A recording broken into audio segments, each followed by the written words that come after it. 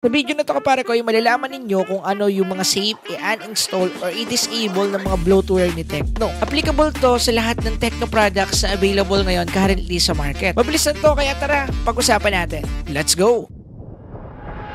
Bago tayo magsimula doon sa list ng mga bloatware, sagutin muna natin yung tanong na nakakapagpabagal nga ba talaga ng device yung mga bloatware ng phone natin. Generally speaking and real talk, yes kapare ko, nakakapagpabagal to. Sa paanong paraan naman? Usually kasi ang mga bloatwares is a software or application lang din naman. And para mag-run tong mga to ay kinakailangan ng processing power and other resources like RAM, storage na galing sa device mo na kinukonsume ng mga application na to. Ang masama pa dyan, merong mga bloatware na kapag hindi mo disable ay automatic na nagra-run ito sa background mo at kinoconsume itong mga precious resources na dapat sana nagagamit mo dun sa mga application na talagang ginagamit mo or kaya sa mga games na madalas mong nilalaro. What I mean is, nakikihati pa sa resources yung mga application or yung mga bloatware na hindi mo naman talaga ginagamit na dapat napupunta dun sa mga application or games na madalas mong ginagamit or niraran sa iyong device. Kaya kapag marami ka ng mga activity yung ginagawa sa phone mo, nagtataka ka na lang na medyo bumabagal yung device mo.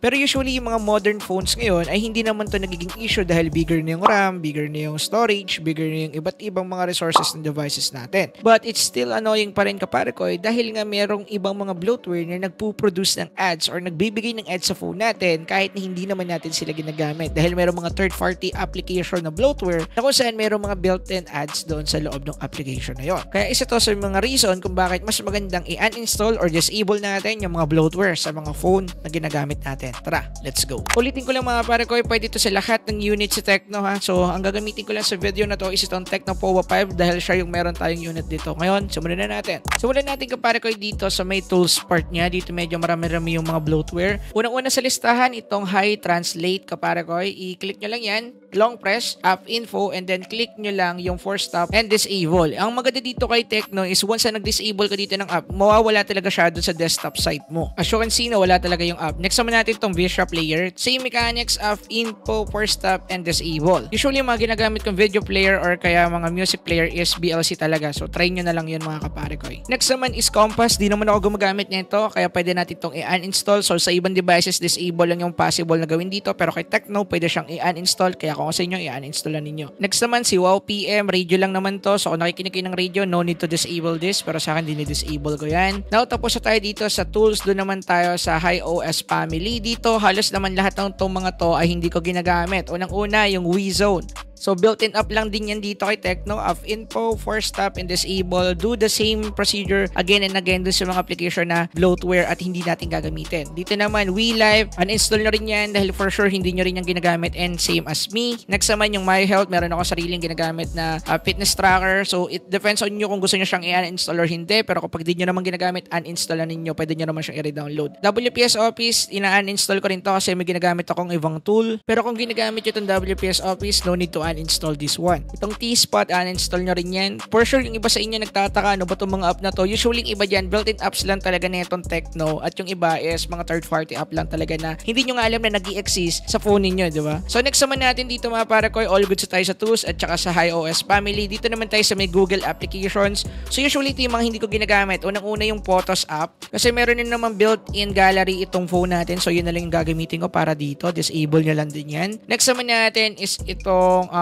Google TV. Hindi naman ako gumagamit nito usually. At yeah, kung hindi kayo gumagamit, uninstall na ninyo. Don't worry, kahit hindi nyo uninstall, okay lang din. It depends sa inyo kung ginagamit or hindi. And then the rest ng ibang application dito na hindi nyo ginagamit, i-uninstall ninyo. Sa akin kasi okay na ako doon. Yun lang naman yung hindi. Next naman is itong mga widgets sa to. Isa to sa pinakamalalakas consume ng power sa atin. Just long press and then click remove. Okay na yun mga kapare ko. Long press, click remove. Itong Google search bar, long press, click remove. Yun, okay na yun. Next naman is itong Hi browser mga kapare ko. App info, force stop, and disable. Meron na kasi tayo dito Google Chrome and for sure yun din naman yung ginagamit nyo kaya dapat i-disable na ninyo to. Ngayon, ayusin ko muna ng konti itong mga to bago tayo maghanap ulit ng mga bloatware. Next naman sa listahan natin is itong Palm Store. Ito yung version ni Tecno ng Google Play Store sa kanila. Don't worry, meron naman tayong Google Play Store na rin sa app kaya hindi na natin ito kailangan talaga. Disable lang ninyo and then yan, okay na. Next naman natin kapare ko is itong AHA Games. So sa loob kasi nito, nandito yung mga common games na pinapa-install sa'yo na pwede mong laruin, etc. So sa atin, hindi naman tayo naglalaro ng mga ganon, kaya i-disable na natin to. Ang target kasi nun is yung mga bata or kaya mga tatay natin, etc. Anyway, next naman natin kapare is yung LF. Ang pagkakaalam ko, naka-disable na to. Yun, naka-disable na nga sa akin. Force stop na lang natin. Then dito sa part to, all good sa tayo. Tingnan natin sa next slide. Yan, meron tayo dito ang color share. Dito, kailangan lang din natin to kapare i-disable kasi hindi naman natin yung ginagamit. And then yung next naman is yung Xshare Mini. To.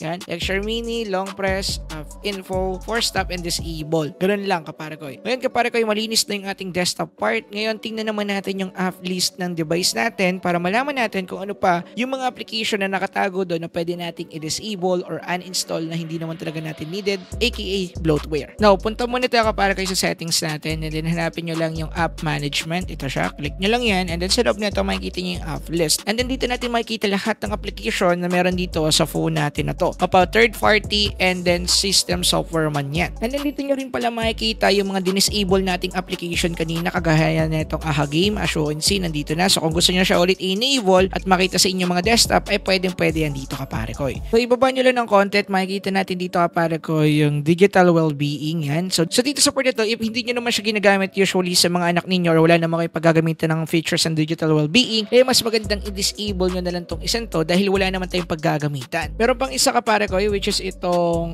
GNX or GNX service. So usually ito lagi naman to naka-disable. So kung naka-enable sa inyo, i-disable niyo tong part na to kapare ko. And then the rest, okay na tayo kapare ko usually. So ito yung mga nakita ko na bloatware na safely uninstall or i-disable sa device natin na walang mangyayari or walang mangyayaring kahit ano sa atin. Lalo na sa mga third-party application kapare ko, pwede nyo yan i-uninstall or i-disable. Walang problema or walang kaso doon. By the way, may ginawa na nga rin pala akong video sa pag-uninstall ng bloatware as in completely uninstall para dun sa mga application na disable lang yung option na pwede nating piliin. Pero usually pwede natin silang i-uninstall using yung method na ginawa ko at tinuro ko dun sa video na yun. So ilalagay ko na lang siguro yung link nun dyan sa ating pin comment section and description. So kung gusto nyo talagang i-fully uninstall yung mga application na yan at ayaw nyo lang siyang i-disable, pwede nyo yung gawin at napakasimple nun. Anyway, maraming salamat sa panonood. Dito ako natatapusin yung video. Yun lang, if meron ako mga hindi nabanggit dahil meron kayong old Techni units na merong bloatware dyan sa inyo na wala dito sa video, ay share nyo yan sa comment section para pag-usapan natin at alam din ng iba nating kapare ko. Anyway, maraming salamat sa panonood. Yun lang, peace!